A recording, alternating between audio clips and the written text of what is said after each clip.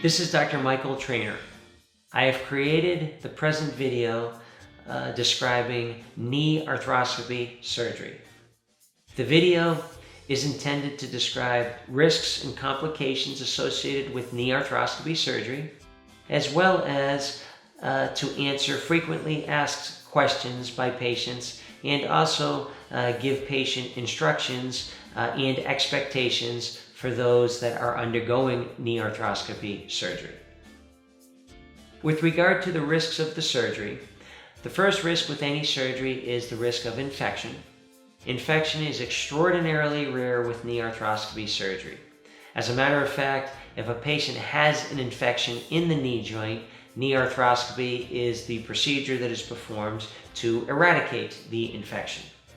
During the arthroscopy surgery, 2 small incisions are made below the kneecap, and those incisions are for the arthroscopic camera, which goes into the knee, and the second incision is for the instruments that are utilized during the surgery. The arthroscopic instrument is about the size and length of a ballpoint pen. It goes into the knee, and through that camera, IV fluid is inserted into the knee. The IV fluid allows for distension of the knee joint so that the camera can then be driven around the knee joint and arthroscopic pictures or photos can be taken.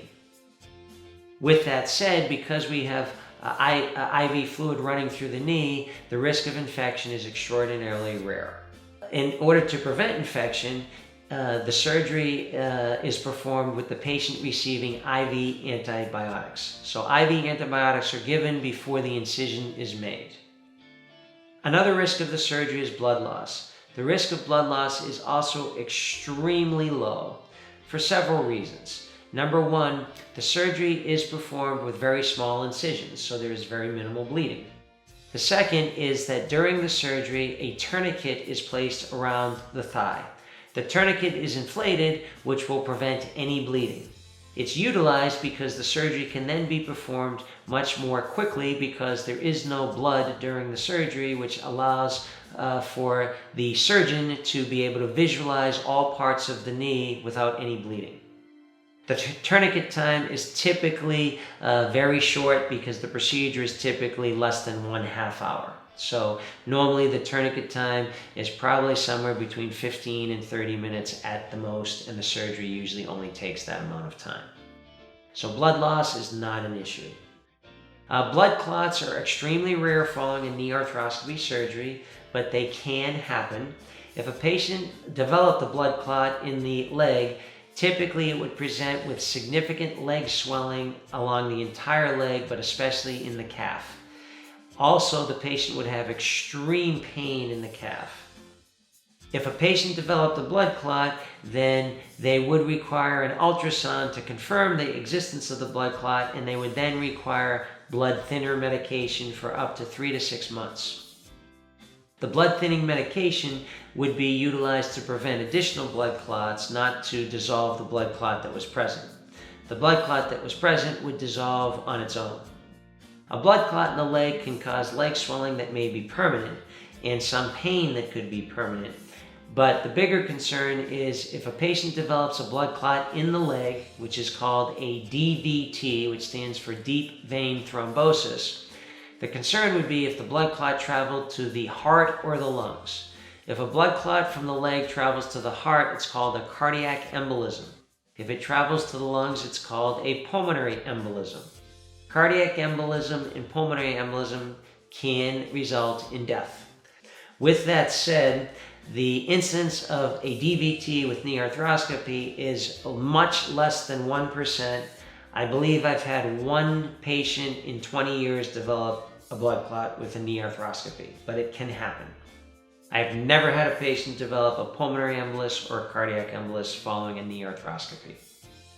One way to prevent blood clot is for the patient to start ambulating the day of the surgery. In addition, patients can take an 81 milligram baby aspirin once or twice a day for up to 14 days after the knee arthroscopy to help prevent blood clots. If a patient normally takes blood thinners, then the patient can resume the blood thinners the day after the surgery to prevent blood clots. Again, it's an extraordinarily rare complication of knee arthroscopy, but we do explain it to patients so they are aware of the possibility. Other risks of knee arthroscopy include nerve or vessel injury, which is also extraordinarily rare and not a complication that has ever occurred for any of my patients. However, it is a possibility. The arthroscopy is performed inside the knee joint, which is inside a joint capsule, and all the nerves and vessels are outside of the capsule. So it is a complication that is extremely rare, and again, not one that I have ever seen or had a patient experience. Unfortunately, the arthroscopy is designed to treat certain problems in the knee, but some problems the arthroscopy cannot treat. The arthroscopy is often described as both diagnostic and therapeutic. Diagnostically, I will take pictures inside the knee during the arthroscopy. I will take pictures before and after any treatments are performed. I will print out the pictures, I will label the pictures, and I will give them to the patient so they know exactly what I saw inside the knee. Arthroscopy is a great procedure to treat meniscal tears, which involve cushions in the knee that can be torn. Arthroscopy is a great procedure to treat what's called synovitis, which is inflamed tissue in the knee. Arthroscopy can treat tissues that are impinging on the bones, like a medial plica that causes impingement of tissue. Arthroscopy is not a great procedure if there is significant arthritis in the knee. Arthritis involves a wearing away of the joint articular cartilage, and the arthroscopy can take a photograph of that arthritis, but the arthroscopy cannot replace the cartilage. However, from a diagnostic standpoint, the arthroscopy will be able to alert the patient as to the degree or the severity of any arthritis. The risks, again, that we discussed: infection, blood loss, blood clots, pain. The arthroscopy typically significantly improves any pain that is from meniscal tears, inflamed tissue, impinging tissue. The arthroscopy does not get rid of pain from arthritis. Therefore, some patients may not obtain the amount of pain reduction following the arthroscopy that they had hoped for. So a risk may be that patients have continued pain after the arthroscopy, and it may then warrant consideration of additional treatments, whether those be injections or ultimately even a knee replacement. Patients will be notified the day before the surgery of the time and location of their surgery. If a patient is having surgery on a Monday, they will be notified on the Friday prior to surgery. If a patient is having surgery on a Tuesday through a Friday, they will be notified the night before. They are notified the night before because the final surgery schedule does not come out until late in the afternoon the day before surgery. Patients are instructed not to eat or drink anything after midnight the night before surgery, with one exception. If patients take blood pressure medication, they should take that medicine with a sip of water on the morning of surgery if they normally take the medicine in the morning. If they take the medicine later in the day, we will give it to them later in the day. No other medication should be taken on the morning of the surgery. Patients should not eat or drink anything after midnight the night before surgery, including food, water, liquids, gum, throat lozenges. Nothing should be consumed. If something is taken, then the surgery will likely be canceled. The surgery is performed with general anesthesia, so the patient is asleep and will not feel anything during the surgery. The surgery usually takes less than 30 minutes, but sometimes it might take slightly more. The patients are able to stand and walk on the leg within 30 minutes after the surgery. The patients may need a cane or a crutch, but typically this is not required. In addition to the general anesthesia, local numbing medicine will be placed inside the knee to help any pain after surgery. We do not issue narcotic pain medication after knee arthroscopy surgery, but patients are encouraged that they can take Tylenol or Advil, Motrin, Aleve, ibuprofen following the surgery. Ice and elevation will significantly help alleviate pain after surgery. We do recommend icing for 20 to 30 minutes every 2 to 3 hours while the patient is awake for the first 3 to 5 days after the surgery. The patient has only 2 very small incisions that will have 1 small stitch over each incision. The patient is allowed to shower 1.5 days after the surgery. We recommend that the patient keep the dressing clean and dry and not remove it for 1.5 days after the surgery. So for example, if the patient has surgery on a Monday, they will go home, they should keep the dressing on Tuesday, and on Wednesday they can remove the entire dressing and shower. The dressing typically goes from the upper thigh all the way to the ankle. Even though the incisions are very small and only need 1 stitch each, the dressing is applied in such a way to allow for some compression. After the surgery, it's not uncommon for the patient to experience leg swelling. For this reason, we place an ACE bandage with cotton padding underneath it from the ankle to the thigh. As a result, the patient will not be able to perform significant bending of the knee with the extensive dressing in place.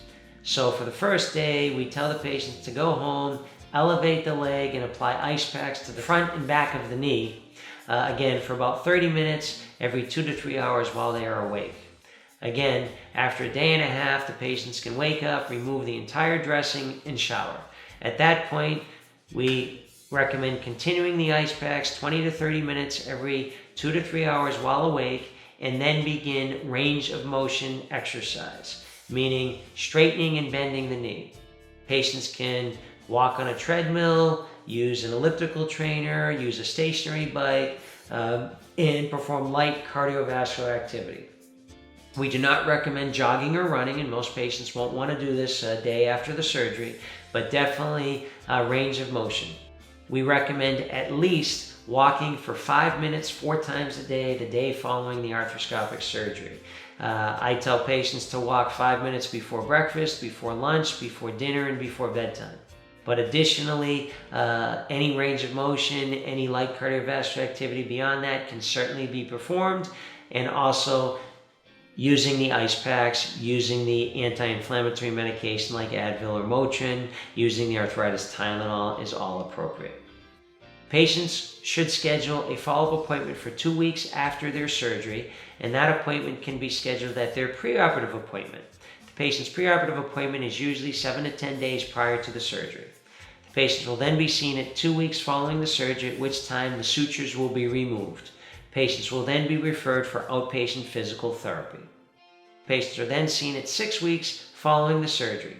Most patients are doing extremely well by 6 weeks and are often discharged. Some patients may require additional therapy for up to 4 to 6 additional weeks. Typically, by 6 weeks, 90+% of patients are doing very well and are allowed to return to all their normal activities. With regard to driving, we allow patients to drive within 1 to 2 days after the surgery, as long as their pain is doing well and they are up and walking without any assisted devices. If patients are still having enough pain that they need a cane or a crutch, then they should not be driving. Again, most patients do not require a cane or a crutch the day of the surgery. Hopefully this answers questions related to knee arthroscopy surgery. This video will be available for review on our website. Patients can go to aosmlv.com, again aosmlv.com, and they can click on the medical providers or the medical team.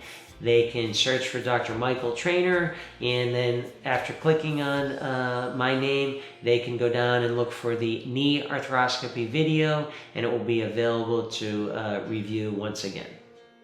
Thank you.